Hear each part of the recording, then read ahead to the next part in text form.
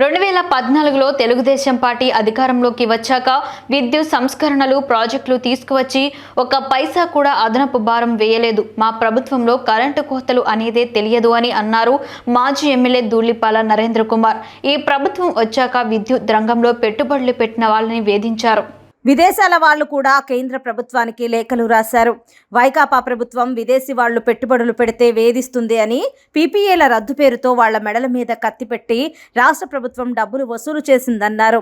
సిద్ధాంతపరంగా రైతులకి స్మార్ట్ మీటర్లు కరెక్ట్ కాదని వ్యతిరేకించాం. విద్యుత్ ఛార్జీల మీద విపరీతమైన భారం ఈ ప్రభుత్వం వేసింది. 7 సార్లు విద్యుత్ ఛార్జీలు పెంచారు. సర్ఛార్జీల పేరుతో వేల కోట్లు దోచుకోవడం జరిగిందని అన్నారు. జగన్మోహన్ రెడ్డి 2019 ఎన్నికలకు ముందు బాదుడు అన్నాడు. అధికారంలోకి వచ్చాక భారం ప్రజల మీద వేశాడు. ఇక్కడున్న విద్యుత్ సంస్థలను నిర్వీర్యం చేసి ఎక్కడో గుజరాత్ నుంచి విద్యుత్ కొనుగోలు చేస్తున్నాడు.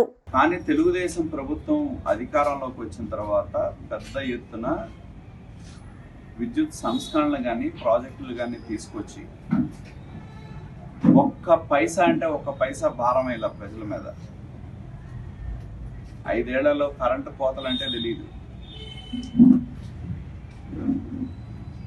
ఒక్క పైసా భారం వేయకుండా 5 సంవత్సరాలు పరిపాలన చేయడం జరిగింది.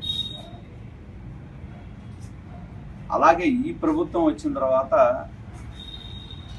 ఏ విధంగా విద్యుత్ రంగంలో పెట్టుబడులు పెట్టిన వాళ్ళని వేధించారో మనం చూసాం. పీపీఎల్ రద్దని చేస్తే విదేశాల్లో ఉన్న ప్రభుత్వాలు కూడా కేంద్రానికి లేఖ రాసినాయి. అయ్యా, మా దేశం వాళ్ళు ఇన్ని వేల కోట్లు పెట్టుబడులు పెట్టారు, వాళ్ళని ఈ విధంగా రాష్ట్ర ప్రభుత్వం ఇబ్బంది పడుతుంది అని చెప్పి రాయటం జరిగింది. పీపీఏల రద్దు పేరుతో వాళ్ళ మెడ మీద కత్తి పెట్టి కోట్ల రూపాయలు వాళ్ళ దగ్గర డబ్బులు వసూలు చేసింది. అది ఒక ప్రైవేట్ దందా చేశారు. అలాగే రైతులకి స్మార్ట్ మీటర్లకి తెలుగుదేశం పార్టీ వ్యతిరేకం. కానీ బయట రాష్ట్రాల కంటే అత్యధిక ధరకి స్మార్ట్ మీటర్లు ఏర్పాటు చేయడం కోసం బయట రాష్ట్రాల్లో 15,000 16,000 రూపాయలు ఉంటాయి. ఇక్కడ 30,000 రూపాయలు స్మార్ట్ మీటర్ల కోసం ఇచ్చి వేల కోట్లు దోపిడీ చేస్తే తెలుగుదేశం పార్టీ మేము సిద్ధాంతపరంగా దాన్ని వ్యతిరేకించాం. దోపిడీని వ్యతిరేకించాం. రైతులకి స్మార్ట్ మీటర్లు అనేది కరెక్ట్ కాదని చెప్పి వ్యతిరేకించాం. అయినా కూడా దోపిడీ ఆపల. అదేవిధంగా విద్యుత్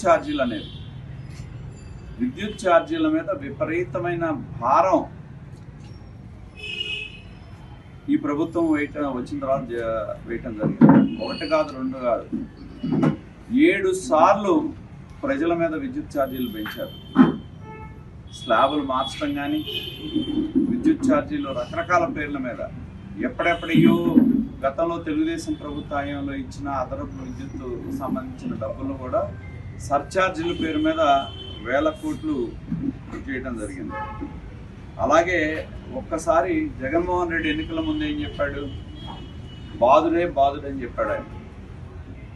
కానీ అధికారంలోకి వచ్చిన తర్వాత విపరీతమైన భారం ప్రజల మీద వేశాడు. నేను వస్తే తగ్గిస్తానని చెప్పాడు. వచ్చిన తర్వాత విపరీతంగా విద్యుత్ ఛార్జీలు పెంచేసి వేల కోట్ల దోపిడీ ఆయన చేయడం జరిగింది. అదేవిధంగా మేము తెలుగుదేశం ప్రభుత్వం మిగులు విద్యుత్ ఆయనకు అప్పచెప్తే ఆయన దాన్ని ఇవాళ విద్యుత్ అంటే మనకు తెలిసి ఎప్పుడు వస్తుందో ఎప్పుడు పోతుందో తెలియదు. అటువంటి పరిస్థితుల్లో అడ్డగోలుగా మనకు కావాల్సిన సామర్థ్యాన్ని పెంచకుండా మన పక్కనే ఉంది వీటీపీఎస్. ఆ వీటీపీఎస్ని మూతపడేటట్టు చేసి కావాలని ఎక్కడెక్కడో గుజరాత్ నుంచి అదానీ నుంచి అత్యధిక ధరకి కొంటే భారం పడుతుందని చెప్పి ప్రతిపక్షాలుగా అసెంబ్లీలో మాట్లాడినా కూడా పెద్ద కంపెనీలు అదానీ లాంటి వాళ్ళకి దోచిపెడతాం మీద ఉన్న శ్రద్ధ ప్రజల మీద భారం తగ్గించే విధంగా లేకపోవడం అనేది చాలా బాధాకరం అని చెప్పి నేను తెలియజేస్తా ఉన్నాను. ఇవాళ ఒక్కసారి మన నియోజకవర్గం చూస్తే, ఎందుకంటే నాయకులు మాట్లాడుతూ ఉన్నారు ఏమని, మేమేదో అద్భుతాలు చేస్తున్నామని చెప్పి. ఆయన సంక్షేమం పేరుతో నేను వేస్తున్నానని చెబుతున్నాడు. ఆయన వేసేది రూపాయి, ప్రజల నుంచి కొట్టేసేది 10 రూపాయలు జగన్మోహన్ రెడ్డి. ఆయన వచ్చిన తర్వాత అభివృద్ధి లేదు. ఛార్జీల బాధుడు మట్టుకు విపరీతంగా ఉంది. మీరు ఏదైనా తీసుకోండి, కరెంటు తీసుకోండి, పెట్రోల్ డీజిల్ తీసుకోండి, ఏదైనా సరే విపరీతమైన భారం ప్రజల మీద వేయటం జరిగింది. మేమనేది ఒకటే, రాష్ట్రం విడిపోయిన తర్వాత విద్యుత్ లోటు ఉన్నా కూడా 2014-19 మధ్య ₹1 మేము పెంచని తెలుగుదేశం ప్రభుత్వం. కానీ జగన్మోహన్ రెడ్డి ముఖ్యమంత్రి అయిన దగ్గర నుంచి ఇప్పటికి 7 సార్లు విద్యుత్ ఛార్జీలు పెంచాడు ఆయన. అలాగే గతంలో కూడా విద్యుత్ వినియోగానికి ప్రభుత్వ పథకాలకు సంబంధం ఉండేది కాదు. ఇవాళ ఏంటి, ఎవరన్నా 300 యూనిట్లు కనుక దాటితే పెన్షన్ కట్టు, రేషన్ కట్టు, అన్నీ కట్టే.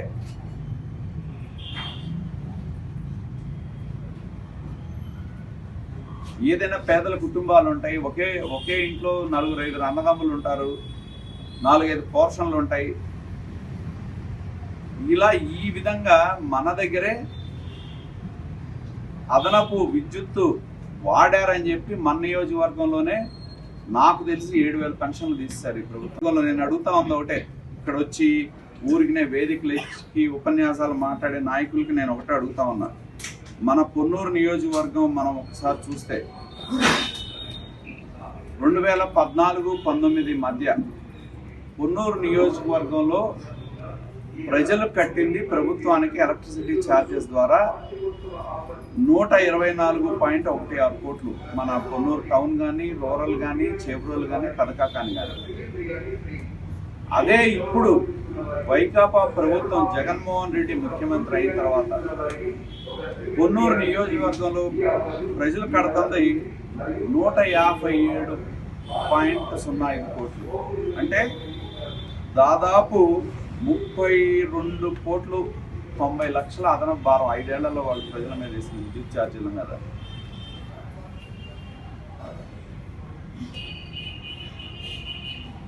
మమ్మల్ని విమర్శించడం కాదు, మేము ప్రతిపక్షంలో ఉన్నాం. విమర్శించే నాయకుడికి నేను అడుగుతా ఉన్న, వైకాపా నాయకులు ఓటు వేయించుకున్న ఆయన కానీ, ఓటు వేయమని అడిగే ఆయన్ని కానీ నేను చెప్పేది ఏంటంటే, మీ ప్రభుత్వం వచ్చిన తర్వాత పొన్నూరు నియోజకవర్గంలో పేద ప్రజల మీద, మధ్యతరగతి ప్రజల మీద 32.09 కోట్ల భారం మీ ప్రభుత్వం వేసింది. అంటే దాన్ని ఒక్క విద్యుత్తులోనే నేను చెప్పేది. మిగతాయి తీయండి, ఆస్తి పనులు ఇవన్నీ చూసుకుంటే అసలు మొత్తం ఇంటి పనులు చూసుకున్నా, లేకపోతే నీటి ఛార్జీలు తీసుకున్నా, అదనపు ఛార్జీలు తీసుకున్నా, కొన్ని 100 కోట్లు ఈ నియోజకవర్గంలో పేద ప్రజల మీద భారం పడింది.